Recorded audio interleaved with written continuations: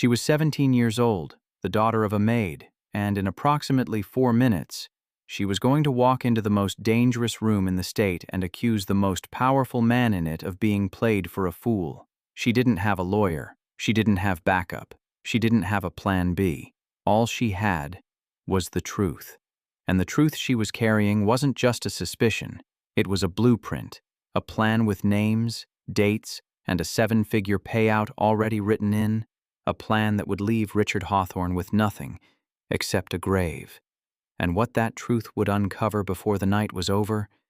The hidden partner, the forged documents, the life insurance policy with Richard's name already filled in, would make every single person in that glass-walled chapel question everything they thought they knew about the woman standing at that altar. But we'll get to that, because right now, the piano is still playing. The white roses are still perfect.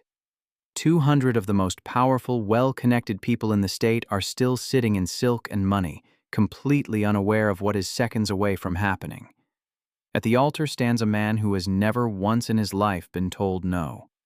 And walking toward him, slow and steady, bouquet in hand, smile locked in place, is the woman who had already decided how he was going to die.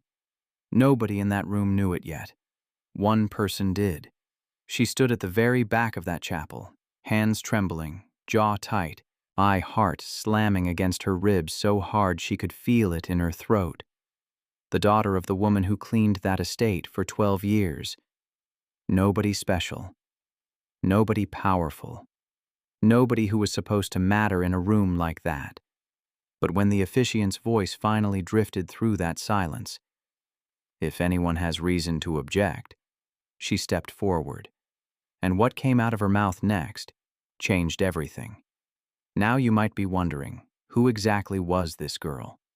What could a 17-year-old possibly know that 200 powerful, well-connected adults had completely missed?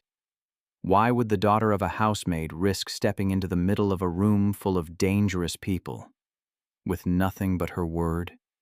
And more importantly, why hadn't anyone listened to her before she got to that chapel? Because here's what most people in that room didn't know. Naomi hadn't just stumbled onto something by accident. She had been watching for weeks, quietly, carefully, the way people watch when they know nobody is watching them back. She had heard things she wasn't supposed to hear. She had seen things she wasn't supposed to see. And she had found something, buried in a private office, left slightly open on a desk, that made her stomach drop straight to the floor. This wasn't jealousy. This wasn't a teenager acting out for attention. This was a girl carrying a truth so heavy it had been keeping her up at night for weeks, and the clock had finally run out. Because by the time that wedding ended, if she stayed silent, Richard Hawthorne would have signed away everything he owned. And not long after that, according to the plan Naomi had overheard with her own ears, he wouldn't be alive to realize it. So ask yourself this: what would you have done in her position? Before we go any further into this story, drop a comment right now and tell us where you're watching from. We have viewers tuning in from all across the country, and we love knowing who's in the room with us. And if you're new here, go ahead and hit that subscribe button right now so you never miss any of our upcoming stories. Because trust us, you do not want to walk into the next one cold. Now, let's go back to the beginning. Naomi Brooks had spent most of her life being invisible, and she had learned early on that invisibility had its advantages. When you were the quiet girl in the corner, people forgot to lower their voices around you. When you were the maid's daughter waiting by the service entrance, powerful people walked past you like you were part of the furniture. And when nobody thinks you're paying attention, you see everything. Her mother, Clara Brooks, had worked at the Hawthorne estate for 12 years. 12 years of early mornings and late nights. 12 years of ironing shirts she could never afford, polishing floors she would never own, and serving meals at a table she would never sit at. Clara never complained, not once. She kept her head down, did her work with quiet dignity, and came home every evening smelling like cleaning solution and someone else's cooking. She was the kind of woman who thanked God for what she had and asked for nothing more. Naomi loved her mother more than anyone on earth. But she also understood something Clara refused to admit, that the Hawthorne estate didn't see Clara as a person. It saw her as a function, a pair of hands, something useful that could be replaced the moment it stopped being convenient. And Naomi had watched that reality slowly carve lines into her mother's face over the years, lines that had nothing to do with age and everything to do with being unseen. So Naomi watched, not out of bitterness, but out of necessity. She watched how the estate worked. She watched who held power and who only pretended to. She noticed which staff members disappeared without explanation and which guests arrived through the back entrance. She noticed the way certain conversations stopped the moment Clara walked into a room, and the way they started right back up again the moment Clara left. Because nobody thought twice about what the cleaning woman might have heard. She was 17, yes, but in a lot of ways, Naomi Brooks was the most observant person on that entire estate.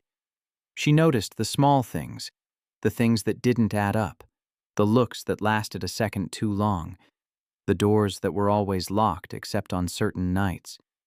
She filed every detail away without knowing why. It was just habit. The habit of someone who had grown up understanding that the world wasn't always what it presented itself to be, and that the people who survived were the ones who paid attention. She wasn't looking for trouble the day all of this started. She was just waiting for her mother to finish the West Wing so they could go home. But some truths don't wait for a convenient moment to reveal themselves. Some truths find you, whether you're ready for them or not. And the truth that was about to find Naomi Brooks was going to change both their lives forever. But here is the thing nobody in that house could have predicted. The same invisibility that had made Naomi's life smaller, the same silence that had followed her mother for 12 years, was about to become the most powerful weapon in that room. Because Vanessa Clarke had planned for lawyers. She had planned for security. She had planned for rivals and enemies and people who might come after her. What she had never once planned for was the quiet girl by the service entrance who had been watching her for months and hadn't said a word. Not yet.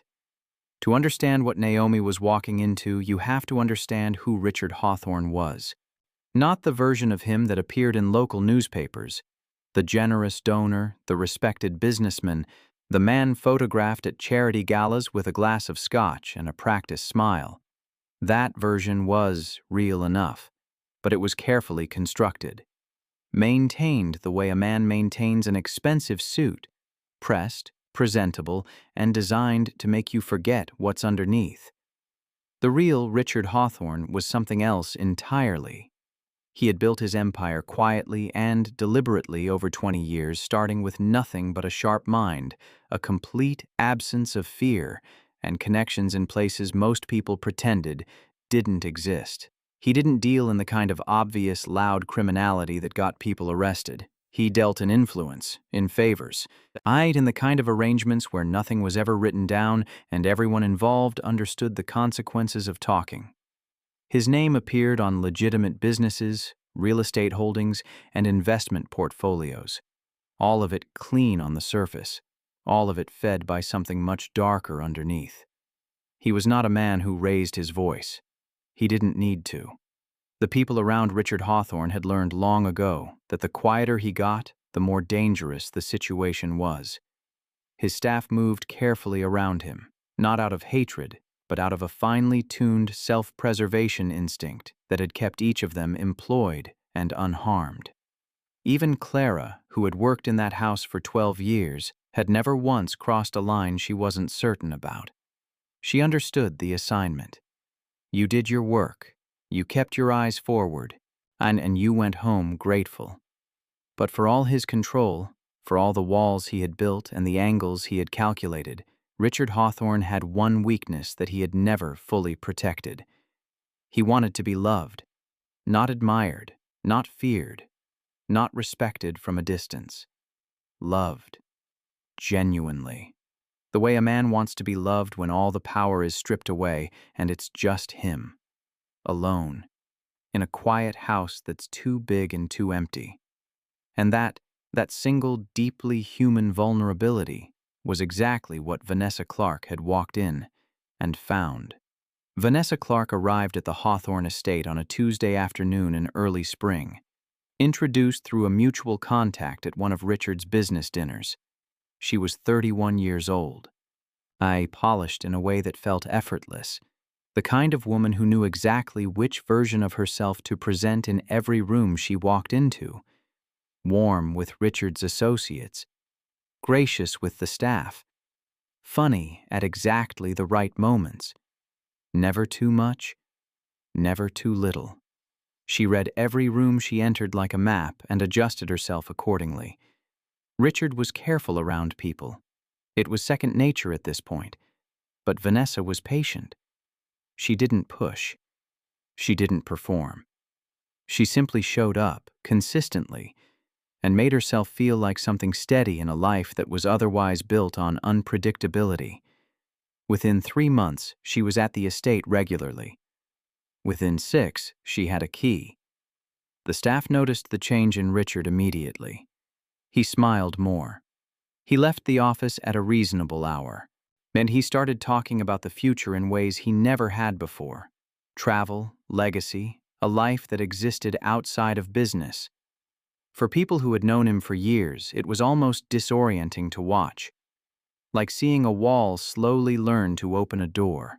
Nobody questioned it. Nobody except Naomi, because Naomi watched Vanessa the way she watched everything, quietly, from the edges, with the kind of attention that only comes from having nothing to lose. And what she saw didn't match what everyone else was seeing. She noticed that Vanessa's warmth had an off switch. The moment Richard left a room, the softness dropped. Not dramatically, nothing Naomi could easily explain to someone else. Just a stillness that settled over Vanessa's face the second she thought no one was looking. A calculation behind the eyes. The slight tension of someone who was always thinking 3 steps ahead. She noticed that Vanessa asked questions about the estate, about Richard's finances, about his legal arrangements, in ways that were casual enough to seem like curiosity, but specific enough to feel like research. She noticed that Vanessa never fully relaxed, not once, not even alone. And Naomi thought about that a lot, because in her experience, people who never fully relaxed were people who were always preparing for something. It was a Thursday night in late October when everything changed. The estate had gone quiet the way it only did after 11, that specific, heavy silence where even the house seemed to exhale. Most of the staff had gone home. Clara was finishing the west wing, I moving slowly through the last set of rooms with a mop and a quiet hymn under her breath. Naomi sat near the service entrance, backpack between her feet, waiting. She had homework spread across her lap, but she hadn't looked at it in 20 minutes. She heard the voices before she saw anything. Low, urgent, coming from the direction of Richard's private office at the far end of the corridor. That office was always locked. Always. Richard conducted private meetings there, and not even Clara was permitted inside except on scheduled cleaning mornings with advance notice. So when Naomi heard voices coming from behind that door at nearly midnight, voices that weren't Richard's, something at the base of her spine went cold. She told herself to stay where she was. She didn't. She moved down the corridor slowly, staying close to the wall, her sneakers silent on the hardwood floor. The voices grew clearer as she approached. 2 of them. A man, not Richard, someone she didn't recognize, low and clipped, the voice of someone used to saying a lot with very few words. And Vanessa. Naomi stopped just outside the door, back pressed against the wall, barely breathing. After the wedding, everything transfers, Vanessa said, calm, flat. The warmth completely gone from her voice. He won't suspect a thing. He never does when he thinks he's in love. A pause. The other voice. And the timeline? Vanessa again, without hesitation, without emotion. Honeymoon. Somewhere remote, Somewhere it looks like an accident. The policy pays out within 90 days of filing. Naomi's entire body went rigid. She stood there in that dark hallway and felt the world tilt slightly beneath her feet. Because she understood, with a clarity that felt almost physical, exactly what she had just heard. This wasn't an argument she had misread. This wasn't a conversation taken out of context. There was a life insurance policy. There was a timeline. There was a plan, organized, detailed, and already in motion. And then, the floor creaked. One small sound beneath her left foot, and the voices inside stopped instantly. Complete silence, the kind that meant they had heard it too. Naomi didn't wait. She moved, fast, silent, back down the corridor and around the corner, heart slamming so hard she felt dizzy. She pressed herself against the wall and didn't breathe for what felt like a full minute. Footsteps crossed the office floor inside, paused at the door, then retreated. She exhaled slowly, but her hands wouldn't stop shaking for the rest of the night, because she now knew something that nobody else in that house knew, and she had absolutely no idea what to do with it. We need to pause right here, because if your heart is hammering right now, we completely understand. This 17-year-old girl is standing alone in a dark hallway with information that could get her and her mother removed from that estate overnight, or worse. So tell us in the comments, what would you have done in that moment? Would you have spoken up? Or would the risk have been too great? And think about this honestly. Have you ever tried to warn someone about something, tried to protect someone you cared about and been completely dismissed because of who you were in that room? Because of your age, your background, where you came from? If that has ever happened to you, drop it in the comments. You are not alone, and keep watching, because it gets heavier from here. Naomi didn't sleep that night. She lay in the dark of their small apartment, staring at the ceiling, running the conversation back through her head on a loop. She tried, genuinely tried, to find another interpretation. Maybe it was a business deal she didn't understand. Maybe accident meant something else in whatever world these people operated in. Maybe the life insurance policy was standard. Maybe she was a 17-year-old girl who had heard 30 seconds of a conversation and built a catastrophe around it. She almost convinced herself, but then she remembered the tone of Vanessa's voice. Flat, rehearsed, the total absence of anything human in it. And she knew, the way you sometimes just know things in your bones, that what she had heard was exactly what it sounded like. She spent 3 days trying to figure out how to say something. On the 4th day, she found Richard alone in the East Garden, coffee in hand, reading something on his phone. It was early. The estate was quiet. This was as good a moment as she was going to get. Naomi walked toward him slowly, her pulse loud in her ears, rehearsing the words she had practiced in her bathroom mirror the night before. "Mr. Hawthorne," she said. He looked up. Polite, distracted. The look of a man who had already mentally moved on before the conversation started. "I think you might be in danger," she said. "I heard something. From Vanessa. In your office. I wasn't trying to listen, I just—" He smiled. Patient. Dismissive in the way that powerful people are dismissive when they've already decided something isn't worth their full attention. "Naomi," he said gently, "I appreciate you. I do. But Vanessa and I are fine." He went back to his phone. That was it. 30 seconds. No follow-up questions, no pause to consider, just a polite, practiced smile and a redirect. The conversational equivalent of closing a door in someone's face while still technically being polite about it. Naomi stood there for a moment, the words she had rehearsed still sitting uselessly in her chest. Then she turned around and walked back toward the service entrance. And in that moment, she felt something settle over her, a feeling she recognized from years of watching her mother be unseen in that house. The particular exhaustion of being someone whose voice simply didn't register, not because she was wrong, Not because what she was saying didn't matter, but because of who she was and who she wasn't. The question now was whether she was going to let that stop her. 3 days after Richard dismissed her, Naomi went back to that corridor. Not to snoop, not to cause trouble. She was waiting for Clara again. Same as always, same service entrance, same backpack, same routine. But this time she noticed something she hadn't before. The door to Richard's private office was slightly ajar. Not open, just unlatched, resting a half-inch away from the frame. The kind of thing that happens when someone leaves in a hurry and doesn't pull the handle all the way. She stood in that hallway for a long moment. Then she pushed it open. The office smelled like leather and expensive cologne and old paper. Everything was ordered and deliberate, the kind of room that reflected a man who needed total control of his environment. She wasn't looking for anything specific. She told herself she would just look, just confirm that she hadn't imagined everything, and then leave. She found it in less than 2 minutes. A manila folder sitting on the corner of the desk beneath a legal pad, partially visible, like it had been pulled out and then hastily covered. Naomi lifted the legal pad with 2 fingers and opened the folder slowly. Inside were 3 documents.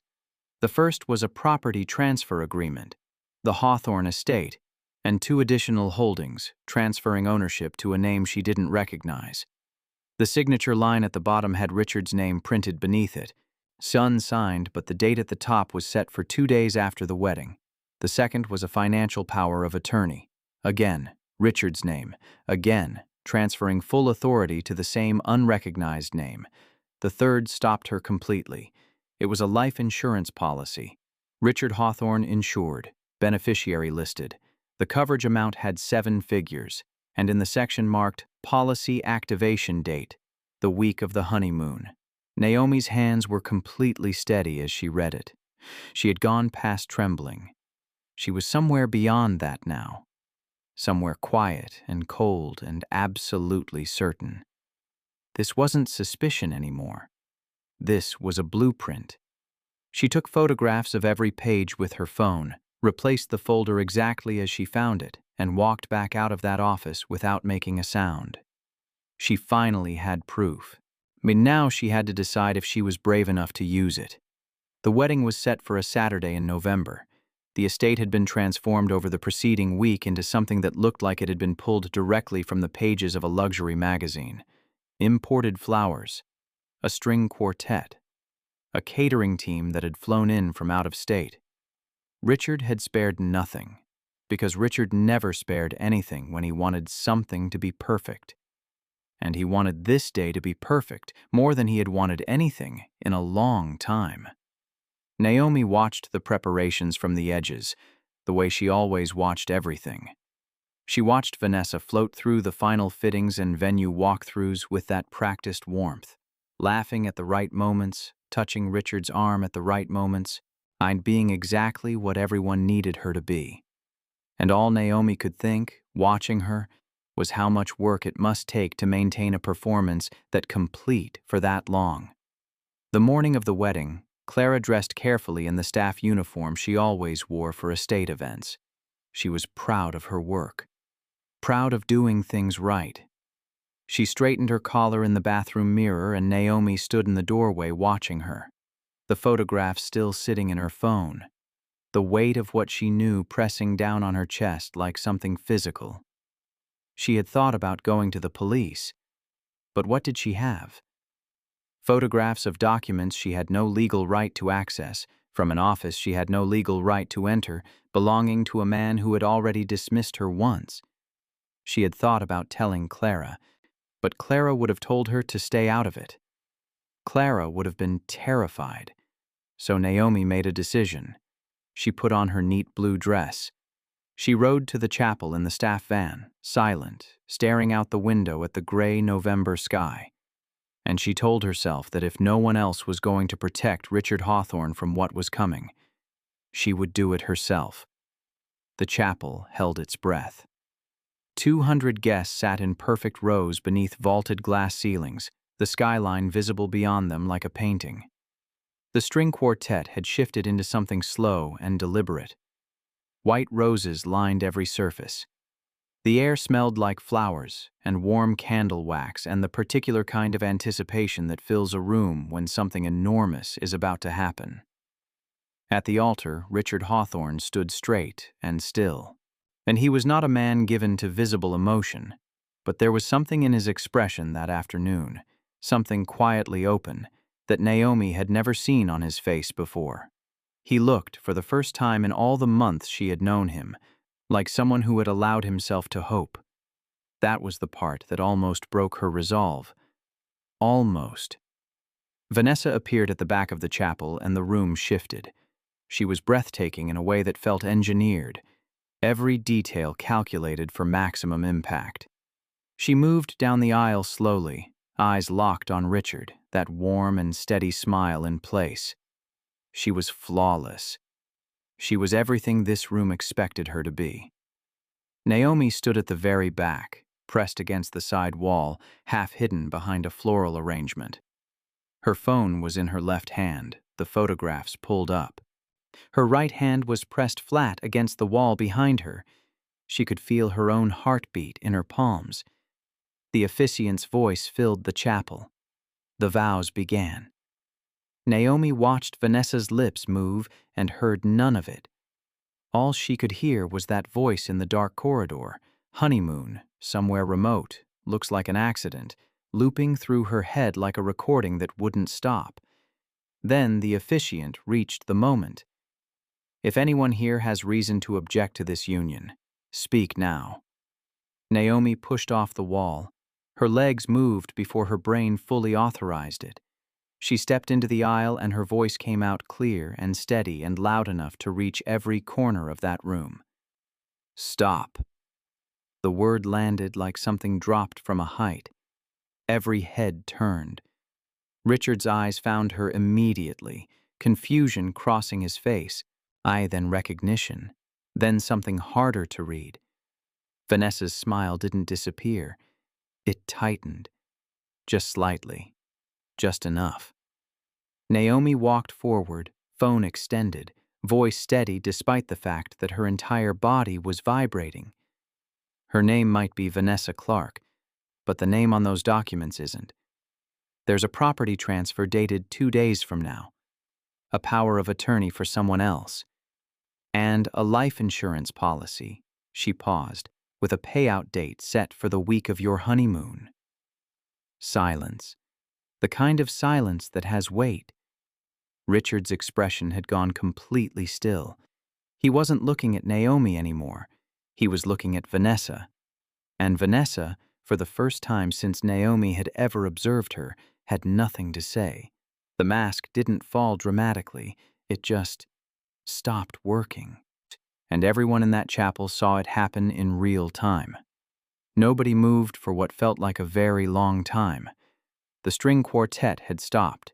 The officiant had stepped back. 200 people sat completely still in that glass chapel. The kind of frozen that happens when a room full of adults simultaneously realizes they are witnessing something they don't fully understand yet. But that they understand is serious. Richard Hawthorne hadn't moved either. He stood at that altar with his hands clasped in front of him, eyes fixed on Vanessa, his expression doing something Naomi had never seen it do before. Cycling. Moving through things. Processing. Vanessa attempted a recovery. She laughed softly and turned to the guest with her hands slightly raised, the universal gesture of calm down. This is nothing. And said, "She's a child. Hey, she works in the kitchen. Richard, come on." Richard said nothing. Richard. Her voice carried the faintest edge now. "This is our wedding day." He looked at her for a long moment. Then he looked at Naomi. Then back at Vanessa. "Show me," he said quietly. Naomi walked forward and held out her phone. Richard took it. He looked at the first photograph, then the second. His jaw tightened almost imperceptibly on the third. He scrolled back, looked again, Then he lowered the phone slowly and stood very still for several seconds. When he looked up at Vanessa, his face was completely unreadable. "Who is the beneficiary?" he said. Not a question. A statement. Vanessa's chin lifted slightly. The warmth was entirely gone now. "You don't understand the full picture," she said. "The name on the power of attorney," he said. Who is it?" She said nothing. And that silence, that single moment of silence where she chose not to deny it, told Richard Hawthorne everything he needed to know about the woman he had been prepared to spend his life with. He reached into the inside pocket of his jacket, pulled out his phone, and in front of every guest, every staff member, every witness in that room, he dialed 911. His voice was calm, completely calm. The voice of a man who had rebuilt his composure in real time and was now operating entirely on control. "I need to report a fraud, and possibly a conspiracy." The chapel erupted. The police arrived within 11 minutes. In that time, Vanessa made one attempt to leave through the side exit and was stopped by two of Richard's security team, men who had spent years reading situations quickly and responding accordingly. She didn't make a scene. She simply stopped walking, straightened her dress, and stood very still with the expression of someone recalculating. The 200 guests sat in that chapel for another 40 minutes while officers spoke with Richard, reviewed the photographs on Naomi's phone, and took initial statements. Some guests left quietly. Others stayed, unable to pull themselves away from a moment none of them had any framework for. By the time the last patrol car left the grounds, what had begun as a wedding had become a crime scene. What followed over the next several weeks was the kind of unraveling that happens when a carefully constructed plan meets the one variable it didn't account for. The man whose voice Naomi had heard in that corridor was identified through the financial documents, a former associate of Vanessa's who had a history of fraud across 3 states, operating under multiple names. Investigators traced his connection to Vanessa back 4 years, well before she had ever set foot on the Hawthorne estate. The property transfer documents were real. The power of attorney was real. And the life insurance policy, investigators confirmed, had been taken out 6 weeks after Vanessa and Richard began their relationship, before most people in Richard's own circle even knew she existed. 6 weeks. Before the first dinner invitation. Before the first weekend at the estate. She had identified her target and started building the exit strategy before most people would have considered the relationship serious. The plan, as investigators pieced it together, was methodical. Vanessa had done this before, not with the same endpoint, but with the same approach. A wealthy target, a calculated courtship. Financial access obtained gradually, through trust. And then an exit strategy designed to leave her holding everything, and the target holding nothing. Or worse. 2 prior victims were identified in other states, neither of whom had been harmed physically, but both of whom had lost significant assets through fraudulent transfers they had signed willingly, not understanding the full picture of what they were agreeing to. What she hadn't planned for was a 17-year-old girl who paid attention to things nobody else bothered to notice. The charges were significant. Fraud. Conspiracy. Attempted financial exploitation. And as more details emerged, details that pointed toward something far more premeditated than simple theft, the list grew longer. Richard's attorneys handled the legal proceedings efficiently and quietly. Vanessa Clarke did not walk out of that situation the way she had walked into it.